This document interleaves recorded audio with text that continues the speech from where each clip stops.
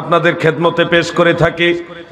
কিছু বড় বড় আন্তর্জাতিক খ্যাতি সম্পন্ন ইসলামী চিন্তাবিদ ওনারা স্টেজে বড় বড় মঞ্চে বসে বসে কোরআনের আয়াত পড়ে আর বলে কোনো পীর লাগবে না, ডাইরেক্ট কোরআন মানলেই চলবে। কথা সুন্দর, উদ্দেশ্য খারাপ। কথা সুন্দর, উদ্দেশ্য খারাপ। তারা একটা আয়াতে কারিমা আমাদের যুবকদের দিয়ে তাদেরকে দুর্বল করে। সূরা আরাফের 3 নম্বর আয়াত, 7 নম্বর সূরা 3 নম্বর আয়াত। এই আয়াতটা আপনাদেরকে দেখাবে, যুব সমাজকে দেখাবে, দেখিয়ে বলবে দেখো কোরআনের মধ্যে উল্লেখ, কোরআনের মধ্যে রয়েছে কোন ওলি মানা যাবে না, কোন পীর মানা যাবে না, কোরআন মানলে হবে।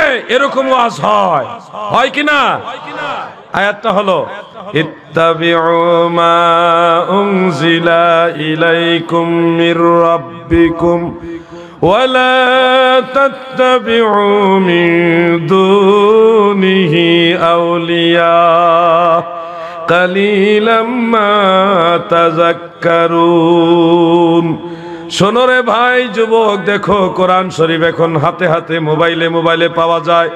তোমরা দেখে নাও, যাচাই করো, তোমরা যাচাই করো ভাই। এখানে আমার আল্লাহ বলেছেন ইত্তাবিউ মা উনজিলা ইলাইকুম মির রাব্বিকুম, তোমাদের রবের কাছ থেকে তোমাদের প্রতি যা নাজিল করা হয়েছে তার আনুগত্য করো, অর্থাৎ কোরআনের আনুগত্য করো।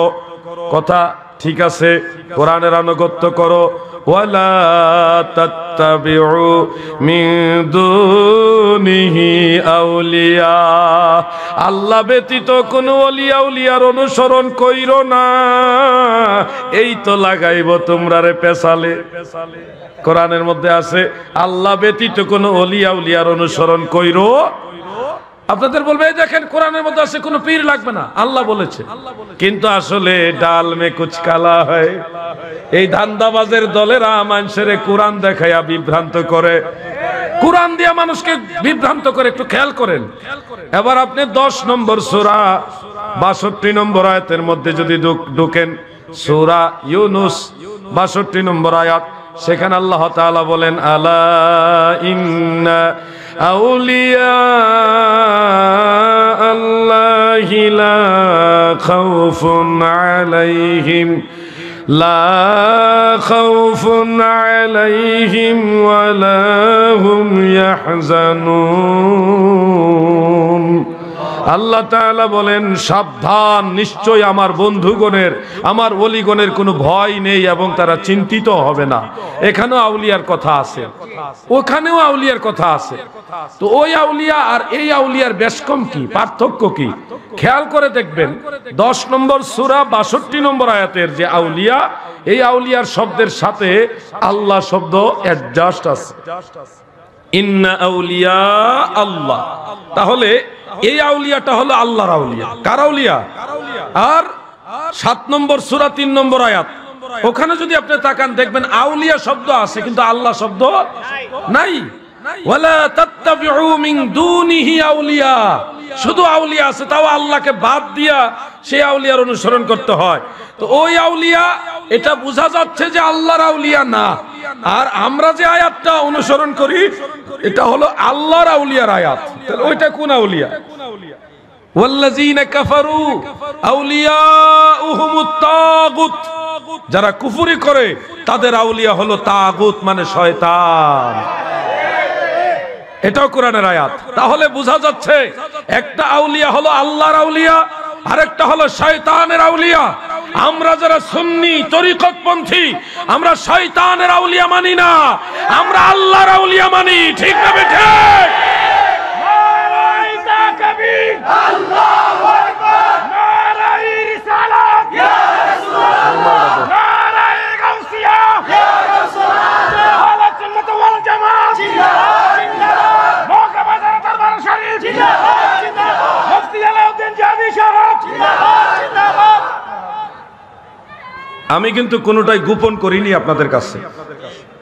ওনারা যে আয়াত দিয়ে তাফসীর করে আপনাদেরকে বুঝায় পীর লাগবে না, সেই আয়াত আগে শোনাইছি। আর আমরা কোন আয়াত দিয়ে আল্লাহর ওলি মানি সেটা আমি পরে শোনাইছি। দুইটা সমন্বয় করে আপনাদের ক্লিয়ার করছি যে আমরা ওইটাও বুঝি, এটাও বুঝি। ওইটা শয়তানের আয়াতের আয়াত, শয়তানের আউলিয়ার আয়াত, আর এটা হলো আল্লাহর আউলিয়ার আয়াত। ওই যারা শয়তানের আউলিয়ার আয়াত এনে মানুষকে পীর মুর্শিদ থেকে দূরে সরাচ্ছে, এরা কোনটা শয়তানের আউলিয়ার আয়াত আর কোনটা আল্লাহর আউলিয়ার আয়াত এটাই বুঝে না। এরা তো কোরআনই বুঝে না, এরা মানুষকে বুঝাবে কি? মাইন্ড করবেন না প্লিজ যুবকরা, জানি আমার ওয়াজ তোমাদের বেশি মজা লাগবে না, কারণ নামাজি যারা তাদের কাছে নামাজের কথা ভালো লাগে, আমলদার যারা তাদের কাছে আমলের ওয়াজ মজা লাগে। তোমরা তো নামাজই অনেকে পড়ো না, তোমার কাছে পীর মুর্শিদের ওয়াজের কেমন মজা লাগবে? উচিত কথা কইলে তো মায় ও বান্দরটা। নামাজ পড়তে হবে কিনা? গভীর খেয়াল, গভীর মনোযোগ। এই ফিতনার যুগে আমি কি বলবো, এখন তো ডিজিটাল নামাজ বাইরেছে, নামাজের মধ্যে ভেজাল ঢুকে গেছে। কি করব ওয়াজ? চাইছিলাম পীর মুরিদির ওয়াজ করতে, এখন তো আমার মনে হয়ে গেছে আরেক ওয়াজ। ডিজিটাল লেডিস নামাজি আসেনি আপনাদের এলাকায়? লেডিস নামাজি, কি ভয়ঙ্কর অবস্থা। ওনারা আবার আমাদের বলে কি জানেন, হানাফি যারা তারা জয়ীফ হাদিসের উপর আমল করে, দুর্বল হাদিসের উপরে। আরে বলে কি? আমি মেহেরপুর জেলা গাংনী থানা এক মাহফিলে গেছিলাম, এক দল লোক আমার সাথে বাহাস করার জন্য আসছে, বাহাস করবে। আর বেশ অনেক বছর আগের ঘটনা এটা, গাংনী, ওখানে একটা আমাদের এই পাশে থানা আছে কসবা, ওখানে গাংনী থানার ভিতরে একটা গ্রামের নাম কসবা, গ্রামের নাম কসবা। যারা গেছেন হয়তো চিনেন। গাংনী প্রপার থেকে একটু পূর্ব সাইডে গ্রামটা, ওই কসবা গ্রামে মাহফিল করছি। করার পরে আমাকে গ্রাও করে ধরছে, বাহাস করবে। কি বাহাস? যে আপনারা নাভির নিচে হাত বাঁধেন, এটা জয়ীফ হাদিস, আর বুকের উপরে এইভাবে মহিলাদের মতো হাত বাঁধা এটা সহিহ হাদিস। আমি একজনকে বললাম যে আপনাদের মধ্যে সবচেয়ে ভালো শিক্ষিত কে, ধর্মীয় জ্ঞানে ভালো জ্ঞানী কে? তখন কুষ্টিয়া ইসলামী বিশ্ববিদ্যালয় থেকে ফারেক একজন ব্যক্তি, উনি বলল আমি আপনার সাথে কথা বলবো। মেহেরপুর কুষ্টিয়া কাছাকাছি, চুয়াডাঙ্গা, মেহেরপুর, ঝিনাইদহ, কুষ্টিয়া, যশোর, এদিকে এই এলাকাটা পাশাপাশি, মাগুরা। উনি আমাকে বলতেছে সহিহ হাদিসের মধ্যে আছে মহিলাদের মতো এইভাবে হাত বাঁধতে হবে, বুকের উপর হাত বাঁধতে হবে। আমি উত্তরে বললাম যদি সহিহ হাদিসে থাকে তাহলে আমিও মানব, তবে কোন কিতাবে সহিহ হাদিসটা আছে হাদিসটা পড়ে শোনান। তখন ওনার হাদিস সম্ভবত মুখস্থ নাই, উনি একটা চটি বই বের করতেছে।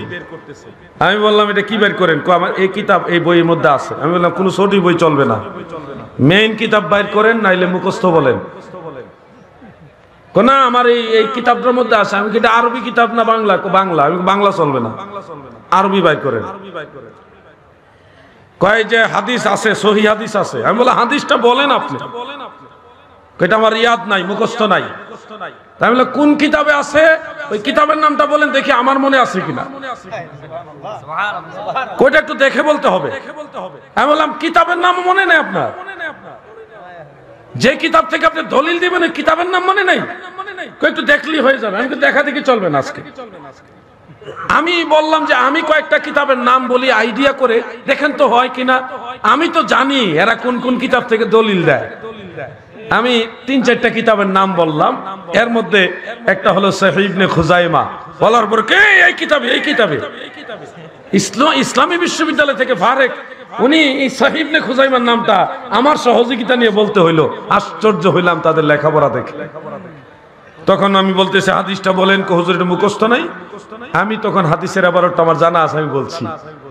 তো বলার পরে হুজুর এই হাদিসটাই সহিহ, দেখছেন সহিহ ইবনে খুজাইমার মধ্যে আছে। আপনি বলে দিয়েছেন আমাদেরকে সহিহ হাদিসের মধ্যে আছে আল্লাহর হাবিব আলা সাদরি, মানে বাম হাতের উপরে ডান হাত রেখে বুকের উপরে হাত বেঁধেছেন। ওয়াদা ইয়াদাহুল ইউমনা আলা কাফফিহিল ইউসরা আলা সাদরি। হ্যাঁ, রাসূল পাক বাম কবজির উপর ডান হাত রেখে বুকের উপরে ধরছেন। এই যে আপনি বলে দিয়েছেন, আমাকে ওনারা ঘায়েল করতেছে। এই যে আপনি বলে দিয়েছেন সহিহ হাদিসের মধ্যে আছে বুকের উপরে হাত বাঁধা, এটা আল্লাহ রাসূলের সুন্নাত। আমি বললাম ইয়া শাইখ আল মুকাররম, হাযা হাদিসুন মুনকার লাইসা বিহুজ্জাতিন ফি ওয়াদইল ইয়াদাইন ফিস সালাহ على صدري انظر هذا حديث منكر قاله الإمام البخاري رحمه الله تعالى فيه معمل بن إسماعيل وهو متروك الحديث له كثير الخطأ তখন বলতেছে এটা যে মুনকার, এটাতে মুনকার হাদিস আপনি আমাকে দেখাতে পারবেন? আমি বললাম আমাকে কিতাব দেন, আপনি কিতাব দিবেন, আমি বের করে দিব। আমার কাছে কিতাব নাই, এগুলির নাম শুনছি, কিতাব নাই। তা আমি বললাম তো কিতাব না থাকলে কিভাবে দেখাবো? কই যে ইমাম বুখারী বলছে এটা মুনকার, এটা কোন কিতাবে আছে? তখন আমি 4টা কিতাবের নাম বললাম, মিজানুল ইতিদাল হাফিজ যাহাবী রাহমাতুল্লাহ আলাইহির আল মুগনি ফি দুআফা, এবং হাফিজ ইবনে হাজার আসকালানির তাহযিবুত তাহযিব, আরেকটা হলো ইকমালু তাহযিবিল কামাল ইমাম মুগলতাই রাহমাতুল্লাহ আলাইহির। এই 4টা কিতাবের নাম বলছি। হুজুর এগুলোর নাম আমি বিভিন্ন বইয়ে দেখছি, আমি পড়ি না, এখন আমি আবার হুজুর হইছি। দাদু ভাই আমার গভীর মনোযোগ, ব্রাহ্মণ পাড়ার যুবকদেরকে বলি, শোনো রে ভাই, গভীর ভাবে যদি নজর করো, আল্লাহর কোরআনের মধ্যেও হাত বাঁধার ইশারা রয়েছে। কোন জায়গায় হাত বাঁধবা? তুমি যদি নজর করো বুখারী এবং মুসলিমের মধ্যেও হাদিস পাইবা, কোন জায়গায় তুমি হাত বাঁধবা। আমি প্রথম একটা হাদিস বলি যেটা সহিহ বুখারীতে মওকুফ রূপে ইমাম বুখারী রাহমাতুল্লাহ আলাইহি তরজমাতুল বাবের মধ্যে উল্লেখ করেছেন। মাওলা আলী থেকে হযরতে শেরে খোদা আলী রাদিয়াল্লাহু আনহু থেকে বর্ণিত। আর একটা riwayat সহিহ মুসলিম, সুনান নাসাই, সুনান আবি দাউদ, সহিহ ইবনে খুজাইমা, সহিহ ইবনে হাব্বান মুআজামুল কবির লিত-তাবারানী সহ মুসনাদ আহমদ, মুসনাদ আবি ইয়ালা মুসিলি, সুনানুল কুবরা লিল বাইহাকি, এই সবগুলি কিতাব ছাড়াও আরো অনেক কিতাবে হাদিসটা রয়েছে। হাদিসের একটা মতন আমি একটু অংশ পড়ে শোনাই। আন ওয়াইল ইবনে হুজর রাদিয়াল্লাহু তাআলা আনহু ক্বালা রাআইতু রাসূলুল্লাহি সাল্লাল্লাহু আলাইহি ওয়াসাল্লাম ইযা ইফতাতাহা আস-সালাহ রাফা ইয়াদাইহি। ওয়াইল ইবনে হুজর বলেন, আমি আল্লাহর রাসূলের দিকে দেখেছি গো, ইজা ইফতাতাহা আস-সালাহ, নবীজি যখন নামাজ শুরু করতেন, রাফা ইয়াদাইহি, দুই হাত উঁচু করতেন, এমন কি কানের লতি মোবারক পর্যন্ত দুই হাত তুলতেন। সুম্মা ওয়াদা ইয়াদাহুল ইয়ুমনা আলা কাফফিহিল ইউসরা, এরপরে নবীজি বাম হাতের কবজির উপরে ডান হাত রাখতেন, বাম হাতের কবজির উপরে বাম হাত, বাম হাতের কবজির উপরে ডান হাত রাখতেন। একজন যুবক আসো, যে কোনো একজন যুবক আসো, ইয়াংম্যান আসো না, একটু আসো না, সাহস করে, যে কোনো একজন আসো, যুবক ইয়াংম্যান আসো। আপনি একটু সিরিয়ালে পরে পড়ে গেছেন। আচ্ছা থাকতে আপনি আগে বসে, আমি মগবাজার দরবারে মুরিদ। আপনি আল্লাহর হাবিবকে ফলো করবেন। নবীজি কবজিতে ধরছে, আপনি কবজিতে ধরবেন। হ্যাঁ, কবজিতে ধরে উপরে ঠেলবেন না, নিচেও ঠেলবেন না, কোনো ঠেলাঠেলি যাবেন না, নিরপেক্ষ হবেন, ঠিক আছে? কোনো দলাদলি করবেন না, আল্লাহর ওয়াস্তে কোনো দলাদলি করবেন না। এই কবজিতে ধইরা নরমাল যেখানে যায় ওখানে নিবেন হাতটা। হ্যাঁ, নরমাল নিছেন, জোর করছেন না, উপরে উপরের দিকে জোর করছেন। হ্যাঁ, বাম উল্টা হয়ে গেছো, এবার ঠিক আছে। তাহলে নরমাল করেন, এই যে নরমাল, কোনো শক্তি লাগাবেন না। এবার ওইদিকে ঘুরেন, সবাই তাকান, একটু খেয়াল করেন না ওনার হাত কোথায় গেল, বলেন না কোথায় গেল? উনি কি জোর করে নিছেন, এমনি গেছে? আচ্ছা ভাই, আপনাকে ধন্যবাদ, বসেন। দেখেন, সহিহ বুখারী এবং সহিহ মুসলিমের হাদিস আমরা যদি নিরপেক্ষভাবে আমল করি, কোনো গ্রুপিং দলাদলি না করি, তাহলে নিরপেক্ষ হইলে বাম হাতের কবজির উপরে ডান হাত রেখে কোন ধরনের দলাদলি না করলে প্রমাণ হয়ে যায় আমাদের নামাজ, আমাদের বাপ দাদাদের নামাজ আল্লাহর রাসূলের নামাজের সাথে মিল। ঠিক না ঠিক? এখন আপনি যদি বাম হাতের কবজির উপরে ডান হাত রেখে বুকের উপরে ধরেন, এটা তো জোর কইরা সুন্নত হবে। শক্তি না প্রয়োগ করলে, জোর না করলে হাত কখনো বুকের উপরে উঠবে। আমরা তো জোর কইরা সুন্নি না, আমরা এমনি সুন্নি। বুঝতে কি কষ্ট হয়েছে আপনারা? এবার কোরআন শরীফের একটা আয়াত খেয়াল করেন, সূরা বাকারা 238 নং আয়াত। সূরা বাকারা কত নং আয়াত? হাফিজু আলাস সালাওয়াতি ওয়াস সালাতিল উসতা ওয়া কুমু লিল্লাহি কানিতিন।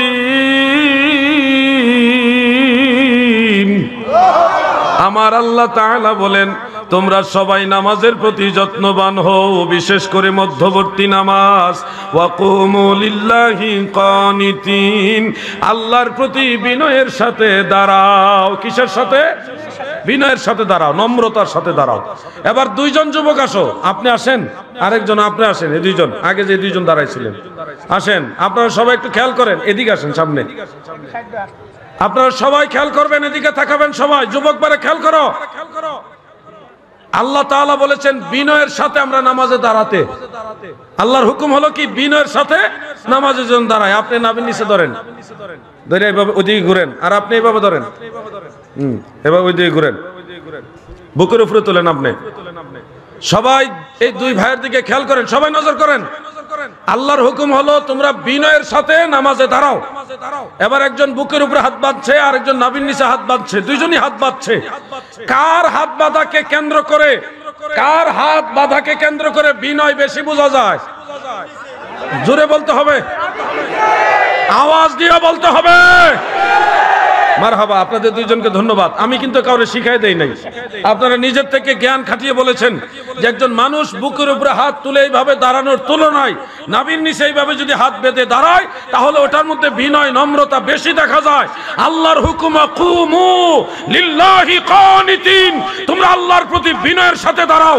তাহলে হানাফি মুসলিমরা যেভাবে নামাজ পড়ে ওটাই হলো কোরআনের শিক্ষা। ঠিক না বেটে?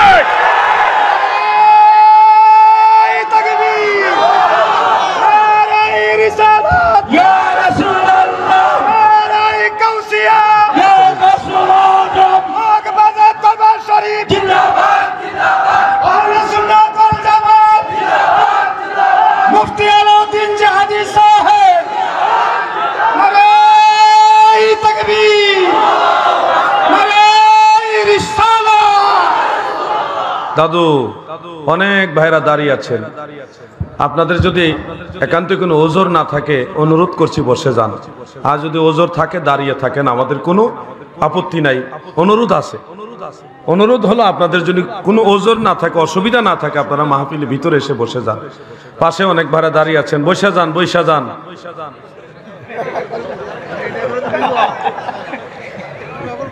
দেখছেন বয় না, কইলেও বয় না। আরে এটা তাই হিসাব কইলে বইব না, আমি কইলে বইতো না। আর ক্যামেরা হলো, ক্যামেরার কারণে তারা দেখে না। আরে ভালোবাসা তো হৃদয়ে থাকে, ক্যামেরা না দেখলে কি হয়েছে? অন্তরের ভালোবাসা হলো বড়। যাই হোক, আমি অনুরোধ করলাম সম্ভব হলে আপনারা ভিতরে এসে বসেন। দাঁড়ায় থাকার তুলনায় বসে থাকাটা অনেক আরাম। শীতকালে দাঁড়ায় থাকলে পা ঠান্ডা হয়ে যায়। একটু দুরূদ শরীফ পড়ি। আল্লাহুম্মা সাল্লি মারহাবা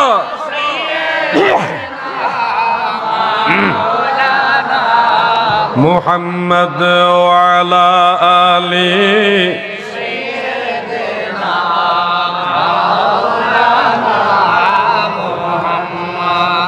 নবী তোমাকে পাইল যারা,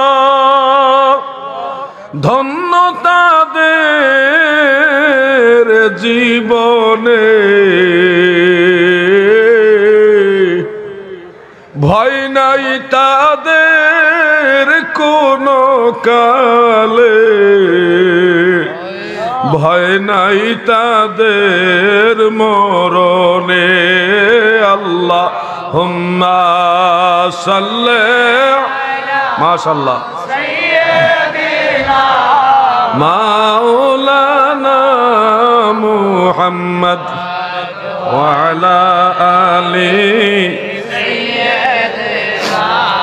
মাওলানা।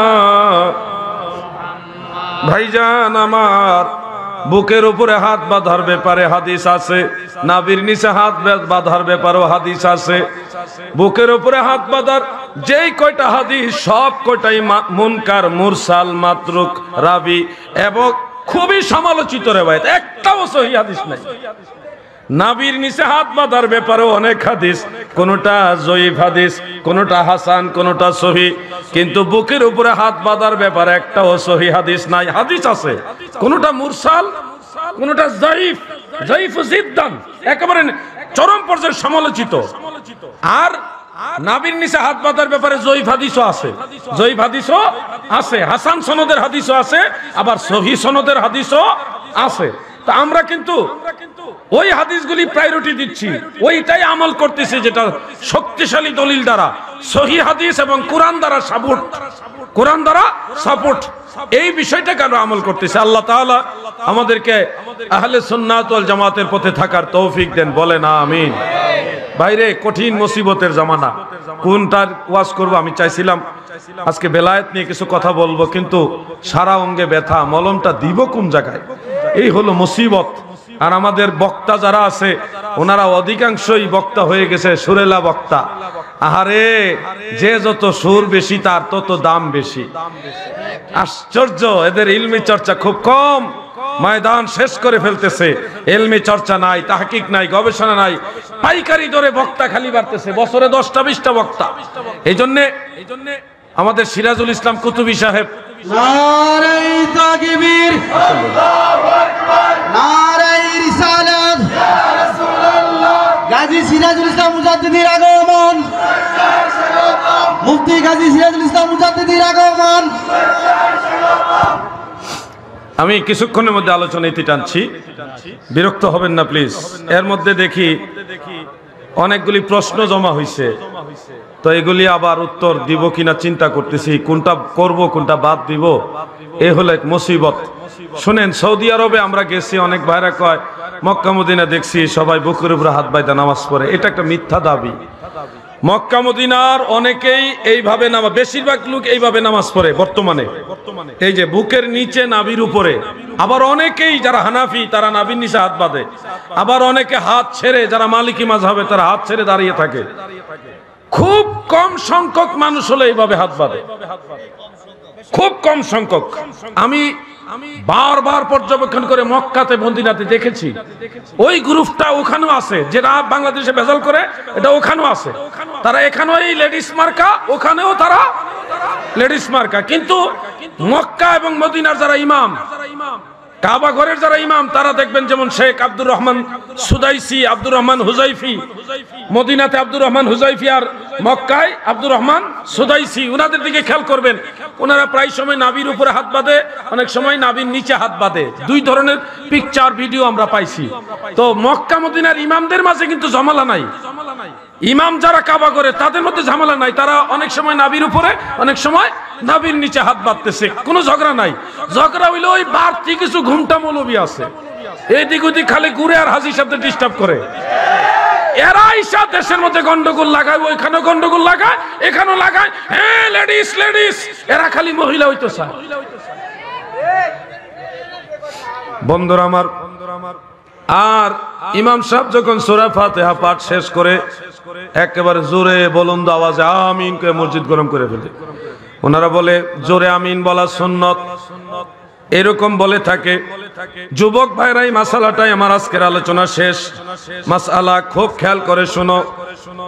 নামাজে সূরা ফাতিহার পরে আমিন বলা নিয়ে কোনো ঝগড়া না, সবাই আমিনের পক্ষে, আমরাও আমিনের পক্ষে, তারাও আমিনের পক্ষে, কিন্তু আমিন জোরে না আস্তে এটা নিয়ে হলো মতানৈক্য। আমিন নিয়ে ঝগড়া না, ঝগড়া হলো এটা জোরে হবে নাকি আস্তে হবে, ওটা নিয়ে ঝগড়া। গভীর মনোযোগ। জোরে আমিন বলারও সহিহ হাদিস আছে, আবার আস্তে আমিন বলারও সহিহ হাদিস আছে।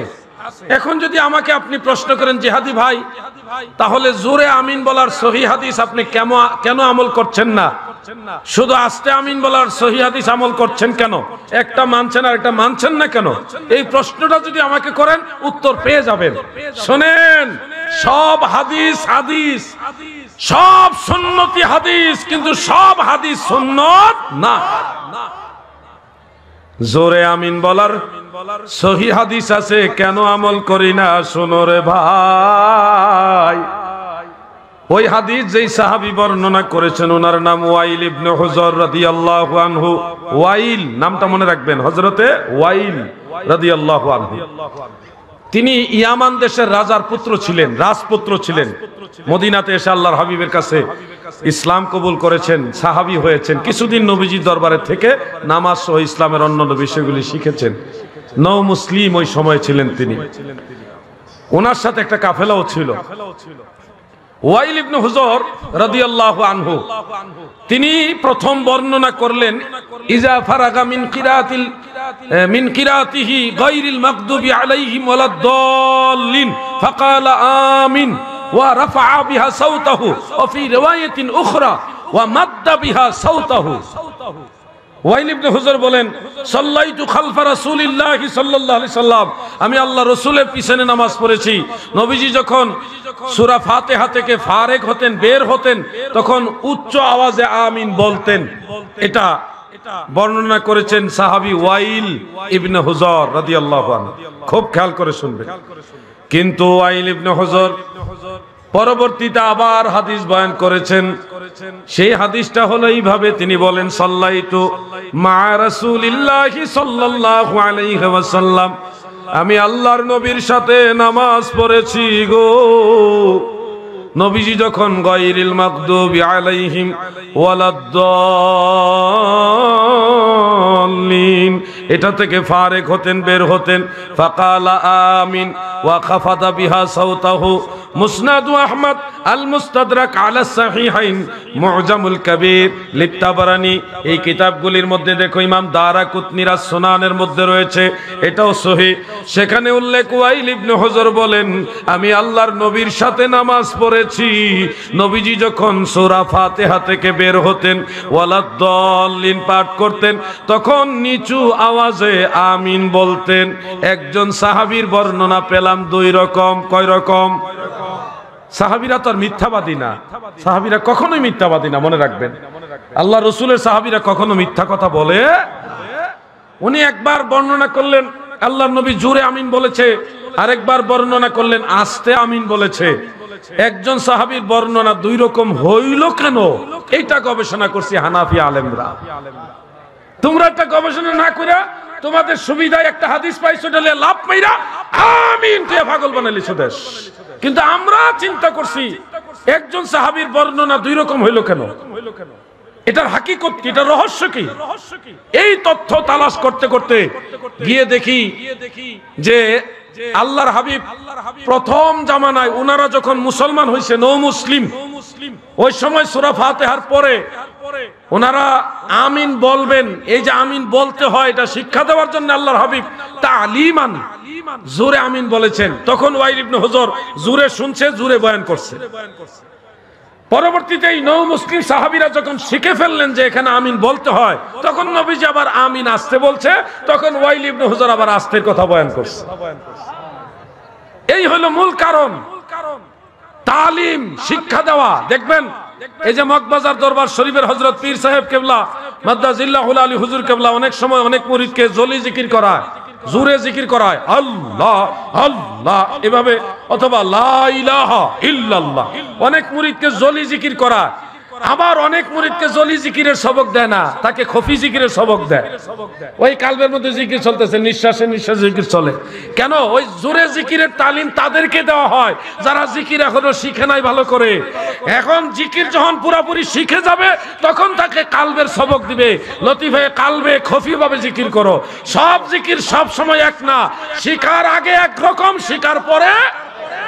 ওই সাহাবীরা সূরা ফাতিহার পরে যে আমিন বলতে হয় এটা প্রথম জানতো না, তাদের শিক্ষা দেওয়ার জন্য আল্লাহর হাবিব জোরে আমিন বলেছে, পরে আবার আস্তে আমিন বলেছে। অর্থাৎ জোরে আমিন বলার হাদিসটা সহিহ, কিন্তু এটা হাদিস, আর আস্তে আমিন বলার হাদিসটা সহিহ, এটা সুন্নত। এটা কি? সুন্নত। এই জন্য আমরা আহলে সুন্নাত, আহলে হাদিস না। আপনি ইচ্ছা করলে রাসূল পাকের সব হাদিস মানতে পারবেন না, ইচ্ছা করলেও পারবেন না। কুরবানির গোশত 3 দিনের বেশি খাওয়া যায় না, সহিহ হাদিস আছে, কিন্তু আমরা 3 দিনের বেশি খাই কি না? কেন? সহিহ হাদিস মানেন না ওই সময়? এটা মানসুখ হয়ে গেছে। পরে আল্লাহর হাবিব বলছেন এখন থেকে যতদিন পারো খেতে পারো। এটা কেন দুই রকম কেন বললেন নবীজি? প্রথম মুসলমানদের মাঝে ধনী কম ছিল, গরিব বেশি ছিল। কুরবানি দাতার সংখ্যা কম, গরিব মানুষের সংখ্যা বেশি। এই জন্য নবীজি কুরবানি দাতাদের জন্য 3 দিনের সময়সীমা নির্ধারিত করে দিলেন, যেন ওই 3 দিনে কুরবানি দাতাও কুরবানির গোশত খায়, গরিবরাও ভাগে পায়। যখন ধনীদের সংখ্যা তুলনামূলক বেড়েছে তখন নবীজি বলছে এখন থেকে তোমরা যতদিন পারো কুরবানির গোশত খেতে পারো। বুকা প্রত্যেকটা বিষয়ের একটা আপনি বর্ণনা করেছেন, খুব খেয়াল করেন। ওয়াইল ইবনে হুজর থেকে জোরে আমিন বলার হাদিস যিনি বর্ণনা করেছেন ওনার নাম সুফিয়ান সাউরি। নাম কি বলেন না যুবক ভাইরা, নাম বলেন, নাম কি? সুফিয়ান সাউরি, মনে রাখবেন এই নামটা। এই সুফিয়ান সাউরি জোরে আমিন বলার হাদিসটা হযরত ওয়াইল ইবনে হুজরের রেফারেন্স দিয়ে বর্ণনা করেছেন। শোনো হে ব্রাহ্মণপাড়ার যুবক, ইমাম বুখারী রাহমাতুল্লাহ আলাইহির কিতাব, ওনার উস্তাদ ইমাম আবু আব্দুল্লাহ মুহাম্মদ ইবনে নসর আল মারওয়াজি রাহমাতুল্লাহ আলাইহির কিতাব ইখতিলাফুল ফুকাহা আমার কাছে আছে। সেখানে উল্লেখ করেছেন ইমাম ইবনু হাজাম রাহমাতুল্লাহ আলাইহির আল মুহাল্লার মধ্যে উল্লেখ করেছে। হাফিজুল হাদিস ইমাম মুনজিরি রাহমাতুল্লাহ আলাইহির একটা কিতাব আছে, ওটার নাম হলো আল আওসাত, ফিকহের কিতাব। সেখানে উল্লেখ রয়েছে সুফিয়ান সাউরি, নামটা জানো কি? সুফিয়ান সাউরি। উনি কি করছিল? জোরে আমিন বলার হাদিসটা বয়ান করছে। জোরে আমিন বলার হাদিস বয়ান করছে সুফিয়ান সাউরি। এই সুফিয়ান সাউরি থেকে ওই তিনটা কিতাবের মধ্যে পরিষ্কার উল্লেখ, উনি যখন পরবর্তীতে নিজে নামাজ পড়তেন উনি নামাজে আমিন বলতেন আস্তে। কেউ যদি উনাকে মাসআলা জিজ্ঞাসা করতো যে সূরা ফাতিহার পরে আমিন জোরে হবে না আস্তে হবে, তখন সুফিয়ান সাউরি মাসআলা দিত যে আমিন আস্তে হবে, সিররান হবে, এটা জোরে হবে না। সুবহানাল্লাহ বলেন। তাহলে যেই রাবি, যেই বর্ণনাকারী জোরে আমিন বলার হাদিস বয়ান করেছেন সেই বর্ণনাকারী নিজেই আমিন আস্তে বলে এটাই প্রমাণ করলেন জোরে আমিন বলাটা ছিল শিক্ষা দেওয়ার জন্য, আর আস্তে আমিন বলাটা হলো রাসূলের সুন্নাত। সুবহানাল্লাহ। আমরা আহলে হাদিস না, আমরা আহলে সুন্নাত। আমি দুই একটা প্রশ্ন আসছে, এগুলো একটু সংক্ষেপ উত্তর দিয়ে দিই। একটু জিকির করেন ইসমে জাত আল্লাহ আল্লাহ আল্লাহ আল্লাহ আল্লাহ। এতগুলি মানুষ জিকির করলে মাটিটা কাঁপার কথা। আল্লাহ আল্লাহ আল্লাহ।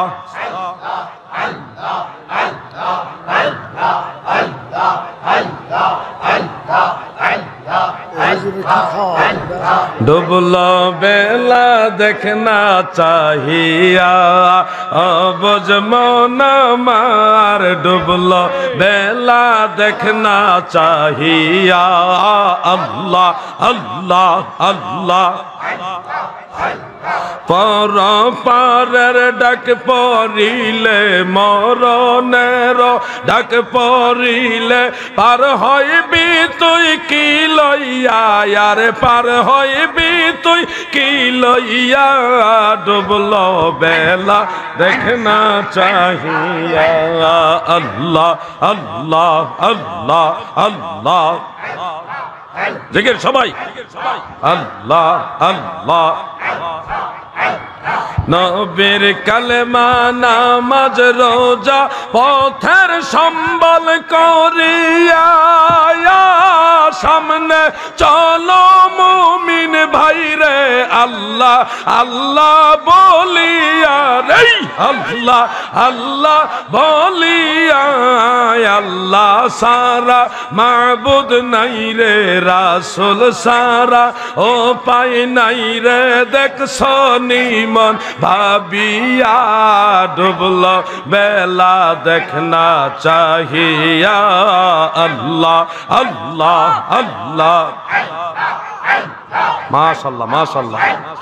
আমন পাগলা রে ডুবলো বেলা দেখনার চাহিয়া আল্লাহ। আরে জিকিরে বাউটা গেলে সাতটা মন চায় না, কি যে কাম করছে। লা ইলাহা ইল্লাল্লাহু মুহাম্মাদুর রাসূলুল্লাহ সাল্লাল্লাহু আলাইহি ওয়াসাল্লাম। আমার বাবাজি শায়ের মোহাম্মদ শাহিন আলম সাহেবের নাতে মুস্তফা শানের সালতের ব্যাপারে, শানে বেলায়েতের ব্যাপারে অনেক সুন্দর সুন্দর গজল এটার মধ্যে আছে। এটা 50 টাকা হাদিয়া, সংগ্রহ করে নেবেন। গান এগুলি আজে বাজে গান এগুলি না শিখে নবীর গজল শিখেন, নবীর শান শিখেন, পীর মুর্শিদের শান শিখেন। এটা নিয়ে আপনাদের কাছে আসতেছে, সংগ্রহ করে নেবেন। আর যুবক ভাইরা, আমার লেখা একটা বই আছে 40 জিয়াফত ইসালে সওয়াব, এটা যে জায়েজ, এই ব্যাপারে যত দলিল লাগবে সব দলিল এই বইটার মধ্যে পাইবা। এই বইটা নিয়েও আসতেছে, তোমরা সংগ্রহ করো। বাংলাদেশে আন্তর্জাতিক কিছু ক্ষতি সম্পন্ন বক্তা আছে, এগুলি লেখা নাই পড়া নাই, খালি কয় শিরিক বেদাত হারাম, শিরিক বেদাত হারাম, এগুলি করে মানুষের মনে একটা আতঙ্ক ঢুকাই দিছে। এখন মা বাপরে ফুলায় খাওয়ায় না, ভাই ভাইরে খাওয়ায় না, কিন্তু এই ওয়াহাবি মোল্লা সারা বছর পরের বাড়ি খাইতেছে। খাওয়ান বন্ধ হয়েছে ঠিকই, খাওয়ান বন্ধ হয়েছে কার? আমনের, আমার, মুসলমানদের, সাধারণ মুসলমানের খাওয়ান বন্ধ হয়েছে। আর এরা সারা বছর খাইতে আছে আর বেদাত ফতোয়া দিতেই আছে। এজন্য এই বইটা নিবেন, এই বইটা সংগ্রহ করবেন। 40 জিয়াফতের বইটা আসতেছে নিয়ে, এটা 100 টাকা হাদিয়া, 10-20 টাকা কমটা হলো নিয়েন। বই হইল মূল বিষয়, এটা তার বিজনেস না, এটা খেদমত। কত প্রশ্ন রে ভাই। প্রথমটা লেখছে আসসালামু আলাইকুম, সবাই উত্তর দেই ওয়ালাইকুম আসসালাম। আমরা জানতে চাই জানাজার নামাজের পর দোয়া করা যাবে কি না। জানাজার নামাজের পরে দোয়া করা যাবে। কেন যাবে? আল্লাহ রসুল সাহাবাই কারাম জানাজার পরেও দোয়া করেছে, এই জন্যে করা যাবে। যদি বলেন এটা কোন কিতাবে কোন দলিলে আছে, সবচেয়ে আশ্চর্য হবে জানাজার নামাজের পরে দোয়া করার যে দলিল। আমি কিছুদিন আগে ইউটিউবে ফেসবুকে একটা ভিডিও বার্তা দিয়েছিলাম, আমাদের নারায়ণগঞ্জ এটা নিয়ে বাহাস হওয়ার কথা ছিল। বন্দর থানায় মাওলানা গাজী তামিম বিল্লাহ সাহেবের মাধ্যমে আমি এটা খবর পেয়েছিলাম, আমি প্রস্তুতি নিয়েছিলাম বাহাসে যাব। ওনাদের দাবি ছিল যে জানাজার নামাজের পরে সম্মিলিত দোয়া নাই, সম্মিলিত দোয়া, ওনার দোয়া নাই কয় না, কত বড় সালা কইছে। আগে নাই মানতই না, এখন একা একা মানে, সম্মিলিত মানে না। তো পরে যখন শুনছে যে সুন্নিরা পিছপা হবে না, বাহাস করবেই, তখন এরা আবার বাহাস থেকে পিছপা হয়ে গেছে। সম্মিলিত জানাজার পরে সম্মিলিত দোয়া সাহাবাই কেরাম করেছে। দলিল কি? দলিল দুইটা কিতাবের নাম বলি, মনে রাখবেন। একটা হলো ইমাম মুহাম্মদ ইবনু সাআদ রাহমাতুল্লাহ আলাইহির তাবাকাতুল কুবরা, তাবাকাতুল কুবরা। এই কিতাবটা বেশি দিন আগের না, মাত্র 1200 বছরের আগের কিতাব। কয়শো বছর? যদি কারো কাছে থাকে মেহেরবানি করে একটা নজর দেখবেন। তাবাকাতুল কুবরা লি ইবনে সাআদ, সেখানে উল্লেখ, দুইটা সনদ আছে এখানে। একটা হলো হযরত আলী রাদিয়াল্লাহু আনহু থেকে সনদ, আরেকটা হলো হযরত আবু বকর সিদ্দিক, হযরত উমর ফারুক রাদিয়াল্লাহু আনহুমা থেকে সনদ। আল্লাহর হাবিবের জানাজার নামাজের ইমামতি কেউ করে নাই। শোনো মুসলমান, আমার নবী জিন্দা নবী, আমার নবী ইমামুল মুরসালিন নবী, এই জন্য কেউ নবীজির জানাজার নামাজের ইমামতি করে নাই। সবাই যার যার মতো। দাখালান নাসু আলা রাসূলিল্লাহি সাল্লাল্লাহু আলাইহি ওয়াসাল্লাম আরসালান ইউসাল্লুনা আলাইহি, ইবনে মাজাহ এইভাবে আছে। আর তাবাকাতুল কুবরার মধ্যে আরো সুন্দরভাবে উল্লেখ, সুজা লাইন ধরে, এক লাইন ধরে পুরুষ লোক আগে আমার দয়াল নবীজির হুজরা মুবারকে জেসেম মুবারকের কাছে প্রবেশ করেছে, ইমাম ব্যতীত সবাই তাকবীর দিয়েছে, যার যার মতো একা একা ভাবে সালাত আদায় করেছে। সেটা অন্য riwayat উল্লেখ, সালাতু সালাম, নবীর দরুদ সালাম পাঠের মাধ্যমে নবীজির জানাজা আদায় করেছে। দুই রকম বর্ণনায় আমি পেয়েছি। এই যে অনানুষ্ঠানিক ইমামবিহীন জানাজা, এটার পরে হযরতে আলী রাদিয়াল্লাহু আনহু, আর আরেকটা riwayat আছে হযরত আবু বকর, হযরত ওমর রাদিয়াল্লাহু আনহুমা, ওনারা জানাজা অনানুষ্ঠানিক ইমামবিহীন ব্যক্তিগতভাবে আদায় করার পরে সম্মিলিতভাবে আবু বকর সিদ্দিক দোয়া করেছে, আর সব সাহাবীরা আমিন আমিন বলেছে। বেদাত বলবা বেদাত, এই যেই কাজ খোলাফায়ে রাশিদিন করে সেটাকে যারা বেদাত বলে তাদের মতো জাহেল এই আসমানের নিচে আর কেউ হতে পারে না। এই জন্য বলি আলাউদ্দিন জিহাদিকে চিনে রাখো। এমন দলিল দিব যেটা কোনোদিন চিন্তাও করো নাই, আবার অস্বীকারও করতে পারবা না। এবার এই দলিল খণ্ডন করো, কোন ওয়াহাবী আজ পর্যন্ত লাড়াচাড়া নাই। মুস্তাহাব প্রমাণের জন্য আমাদের এটাই যথেষ্ট। আমরা তার জানাজার পরে দোয়া করা ফরজ ওয়াজিব একেবারে সুন্নত বলি না, এটা মুস্তাহাব বলি, মুস্তাহাব পর্যায়ের সুন্নাহ। যদি কেউ না করে তার গুনাহ হবে না, কেউ করলে তার সওয়াব হবে এবং ওই মরা মানুষটার উপকার হবে। আপনারা বলেন যে মানুষটা মারা গেছে তার জন্য একটু উপকারের জন্য দোয়া করা দরকার আছে কিনা? সবাই বলেন আছে কিনা? তাহলে আপনাদের যাদের দোয়া দরকার দোয়া করবেন, যদি কারো দোয়া দরকার না থাকে আপনি করেন না, কিন্তু ঝগড়া করেন না। আমরা সুন্নিরা দোয়া দরকার এই জন্য দোয়া করি, আপনি হয়তো দোয়ার দরকার নাই করেন না, করেন না। মারামারি করতে আসেন কেন? ঝগড়া করেন কেন? আপনি যদি ইলমের বহর থাকে আপনি একটা দলিল দিয়ে প্রমাণ করেন জানাজার পরে দোয়া করা যাবে না। হাদিসকে কোন ফকিহের ফতোয়া দ্বারা মানসুখ করা যায় না, উসুল বুঝে লয়ও। কোন ফকি ফতোয়া দিছে না নাজায়েজ, কিন্তু রসুলের হাদিসে আছে আল্লাহ রসুল এটা করছে, ওটা ওই ফতোয়া বাতিল হবে, রসুলের হাদিস বাতিল হবে না। আল্লাহ আমার এই ভাইদের বুঝার তৌফিক দেন, আমিন। এটা অনেক লম্বা আলোচনা, আমি শর্টকাটে ছাড়লাম যেহেতু সময়ও সংকীর্ণ। কবরস্থানের পাশে দাঁড়িয়ে কোরআন তেলাওয়াত করা যাবে কিনা? কথিত এক মৌলবী বলেছেন পড়া যাবে না। আমরা কোন দিকে যাব? আসলে আপনারা বড় বিপদে আছেন। বিপদে আছেন না আপনারা? যাবে না বলে দেওয়াটা সহজ, কিন্তু যাবে এটা বলা সহজ না, এটার জন্য লেখাপড়া করতে হবে। আমি এই ব্যাপারে একটা কিতাবই লিখেছি, ওই কিতাবের মধ্যে আমি অনেকগুলি রিওয়ায়াত আনছি, অনেকগুলি হাদিস আনছি। সাহাবাই কারাম তিনারা নিজেরা কবরস্থানে গিয়ে ওই যে সূরা তাকাসুর, সূরা ফালাক, সূরা নাস, আয়াতুল কুরসি, সূরা বাকারার শেষ 3 আয়াত এইগুলি পড়তেন, পরে তারপরে ইসালে সওয়াব করতেন। অনেকগুলি হাদিস আছে, একটা হযরত আলী রাদিয়াল্লাহু থেকে, আরেকটা হযরত আনাস ইবনে মালিক থেকে, আরেকটা হযরত আবু হুরায়রা থেকে, অনেকগুলি রিওয়ায়াত। এই সবগুলি রিওয়ায়াতের আলোকে ইমাম আবু আব্দুল্লাহ মুহাম্মদ ইবনে ইদ্রিস আশ-শাফিঈ রাহমাতুল্লাহ আলাইহি এবং ইমাম আহমদ বিন মুহাম্মদ বিন হাম্বল রাহমাতুল্লাহ আলাইহি দুইজন ইমাম ফতোয়া দিয়েছেন। মনে রাখবেন, একটা কিতাবের নাম বলি, এটার মধ্যে একসাথে সব হাদিস পেয়ে যাবেন।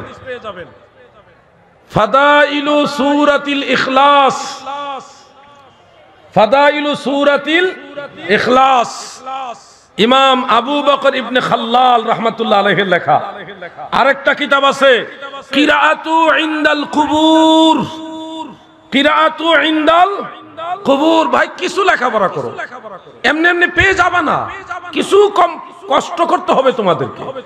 কবরের কাছে কোরআন পাঠ করতে পারবেন কিনা এই নামে একটা কিতাব আছে।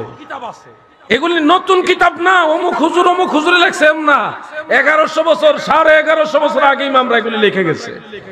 সেখানে হযরত ইব্রাহিম নাখঈ রাহমাতুল্লাহ আলাইহি, ইমাম শাফিঈ, ইমাম আহমদ বিন হাম্বল, ওনাদের একটা কয়েকটা রিওয়ায়াত সেখানে উল্লেখ করেছে আন্নাহু সুইলা আনিল কিরাআতি ইনদাল কুবুর, কবরের কাছে কিরাত সূরা ফাতিহা বা অন্য কোনো আয়াত সূরা তেলাওয়াত করার ব্যাপারে হযরত ইব্রাহিম নাখঈ, হযরত ইমাম আহমদ বিন হাম্বল, ইমাম শাফিঈ ওনাদেরকে প্রশ্ন করা হলো। তিনারা এক বাক্যে বলেছেন লা বাসা বিহি ওয়া হুয়াল মুখতার, কোনো অসুবিধা নাই, এটাই উত্তম কাজ। সুবহানাল্লাহ বলেন।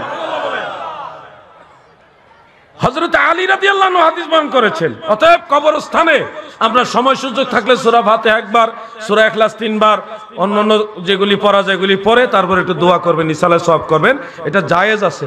আমি আমার ফতোয়া দিয়ে জায়েজ বলিনি, রাসূলের হাদিস, সাহাবায়ে কেরামের আমল এবং আগের যুগের ইমামদের ফতোয়া, ওটা আপনাদের শোনালাম। আমরা তথাকথিত মোল্লা মুন্সিদের ফতোয়ায় না চলে নবীর তরিকায়, সাহাবীদের তরিকায় যদি চলি তাহলে আমাদের মধ্যে আর ফিতনা তৈরি হবে না। সংক্ষেপে উত্তর দিচ্ছি, আজানের পূর্বে সালাতু সালাম পড়া যাবে কিনা? হ্যাঁ, আজান দেওয়ার পূর্বে যদি আপনার হাতে সময় থাকে, সুযোগ থাকে, তাহলে আপনি অবশ্যই আল্লাহ রসুলকে সালাতু সালাম দিতে পারবেন। আর যদি কোনো কারণে না দেন আপনার আজানের কোনো ক্ষতি হবে না, এটা আজানের অংশ নয়। এমনিতে মুস্তাহাব হিসেবে আজানের পূর্বে রসুলের পাককে সালাম দিলে আপনার জন্য অবশ্যই এটা জায়েজ হবে। দলিল কি এই জায়েজের দলিল? শোনো দলিল, মুয়াজ্জিন রাসূলিল্লাহ, আল্লাহর নবীর মুয়াজ্জিন হযরত বিলাল রাদিয়াল্লাহু আনহু, তিনি আজানের আগে কি করত শোনো, কি করতো শোনো। আমরা তো হুট করে আজান দেই, আল্লাহু আকবার শুরু করে দিছি। হযরতে বেলাল আজান দেওয়ার আগে কি করতো শুনো। দুইটা হাদিস সংক্ষেপে বলে যায়। সুনানু আবি দাউদের মধ্যে উল্লেখ, বনি নাজ্জার গোত্রের এক মহিলার ঘর মদিনা শরীফে একটু উঁচা ছিল, ওই ঘরের ছাদ মজবুত ছিল, ওটার উপরে দাঁড়িয়ে হযরত বিলাল রাদিয়াল্লাহু আনহু ফজরের আজান দিতেন। ওই আজান দেওয়ার আগে তিনি আজান দেওয়ার আগে হযরত বিলাল বলতেন, আল্লাহুম্মা ইন্নী আহমাদুকা ওয়াস্তাঈনুকা আলা কুরাইশিন আইয়াকুমু দীনাকা ক্বালাত সুম্মা ইউআযযিনু।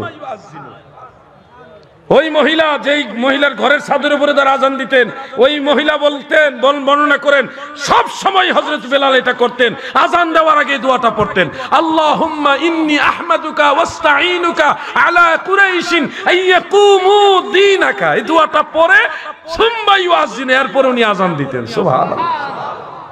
তার মানে আজানের আগে ভালো কিছু পড়া জায়েজ আছে। আরেকটা হাদিস মুআজামুল আওসাত লিত-তাবারানির মধ্যে উল্লেখ, আন আবি হুরায়রা রাদিয়াল্লাহু তাআলা আনহু ক্বালা কানা বিলালুন রাদিয়াল্লাহু আনহু ইযা আরাদা আন ইউকিমা লিস-সালাহ ইযা আরাদা আন ইউকিমা লিস-সালাহ ইযা আরাদা আন ইউকিমা লিস-সালাহ ফাকালা আসসালামু আলাইকা আইয়ুহান নাবিয়্যু ওয়া রাহমাতুল্লাহি ওয়া বারাকাতুহু। হযরত বিলাল রাদিয়াল্লাহু আনহু যখন নামাজে দাঁড়ানোর ইরাদা করতেন, নামাজে দাঁড়ানোর ইরাদা প্রাথমিকভাবে আজান দিয়ে হয়, হাইয়া আলাস সালাহ, নামাজের দিকে আসো। কিসের আহ্বান? বলেন না, কিসের আহ্বান? এটা হলো প্রাথমিকভাবে নামাজে দাঁড়ানোর ইরাদা। আর ইকামতে কদ কামাতিস সালাহ, এটা হলো ফাইনালি নামাজে দাঁড়ানোর ইরাদা। এই জন্য হযরত বিলাল নামাজে দাঁড়ানোর ইরাদা যখন করতেন তখন নবীজিকে সালাম দিয়া তারপরে তিনি নামাজের দিকে যাইতেন। এই হাদিস থেকে বোঝা যায় নামাজে দাঁড়ানোর ইরাদা হিসেবে ইকামতের আগে অথবা আজানের আগে আল্লাহর নবীকে সালাম দেওয়া বেলালি সুন্নাত। আমরা বানায় হাদিস বলি না, পারলে উল্টায় দাও। বলো জালাউদ্দিন যে হাদিস বলছে কিতাবে নাই, পারলে উল্টাও। আর যদি না পারো চুপ থাকো, বাড়াবাড়ি করো না। আমরা কখনো বলি না যে নবীজিকে সালাম না দিলে আজান হবে না, এরকম বলি না, বরং বলি দিলে সওয়াব হবে, আল্লাহ রসুলের মহব্বত অন্তরে বেশি পয়দা হবে। ঠিক না বেঠে? সালাতু সালাম জানাই, দুরুদ সালাম জানাই আপনার উপরে, এ নবী গো আমরা সালাতু সালাম দুরুদ সালাম জানাই আপনার উপরে, নবী গো আমরা। আমি আর সামনে যাচ্ছি না, যদি বেঁচে থাকি আবার দেখা হবে ইনশাআল্লাহ। আর যদি মারা যায় হাসরের ময়দানে দয়াল নবীজির কদম মোবারকের কিনারে দেখা হবে ইনশাআল্লাহ।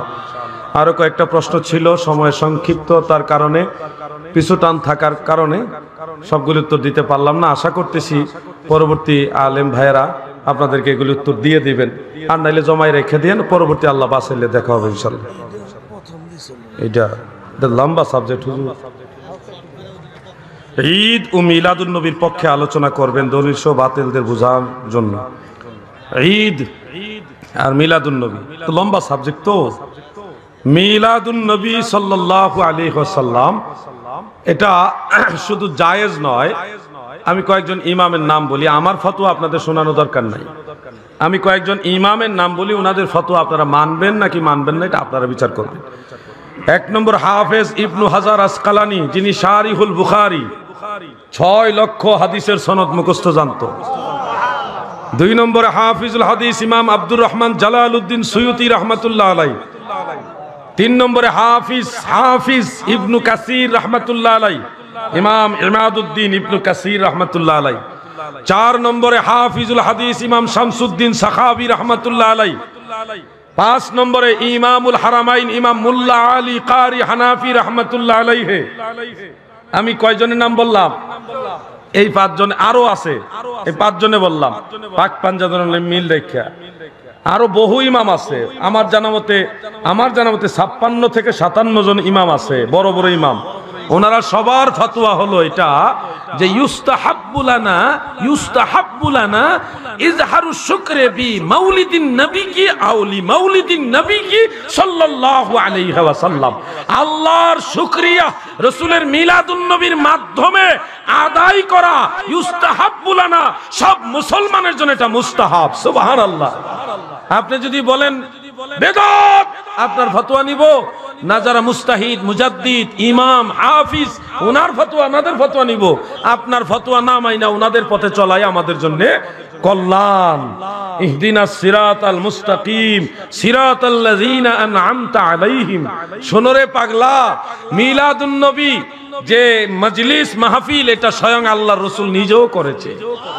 তোমরা তো বুঝো না, শুধু লাভ মারো। মিলাদুন নবী এক জিনিস, ঈদ হলো আরেক জিনিস, জশ্নে জুলুস আরেক জিনিস, কিয়াম হলো আরেক জিনিস। প্রতিটা বিষয়ে একাধিক দলিল দ্বারা প্রমাণিত।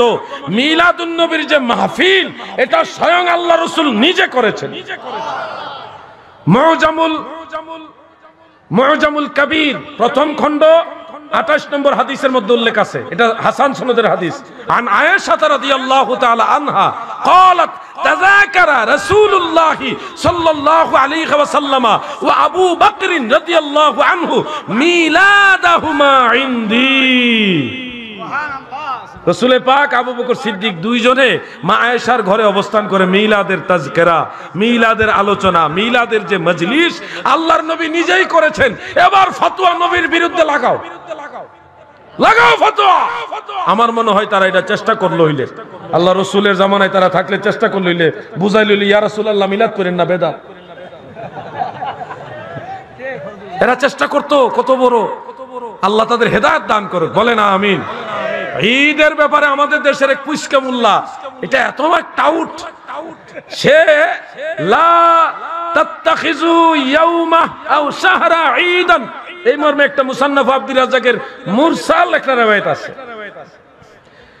ওই riwayat মুরসাল প্লাস রাবি ওরকম সিকা না, খুব খেয়াল করবেন।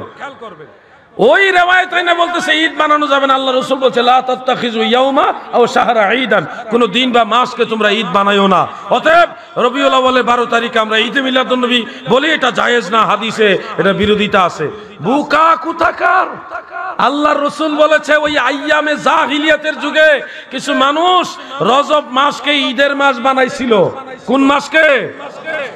রজব মাসকে ঈদের মাস বানাইছে। সাহাবায়ে কেরামের মধ্যে এরকম একটা স্পৃহা দেখা গেল যে তারাও সাহাবায়ে কেরাম রজব মাসটাকে ঈদের মাস বানাইতে চাইতেছে। তখন নবীজি ওই রজব মাসকে যেন ঈদের মাস না বানায়, এই জন্য বলেছে লা তাত্তাখিযু ইয়াউমা আও শাহরা ঈদান। ওই রজব মাসের হাদিস নিয়ে লাগাইছে রবিউল আউয়ালের বিরুদ্ধে। সাসার কবর কই আর সাসি কান দেখুন।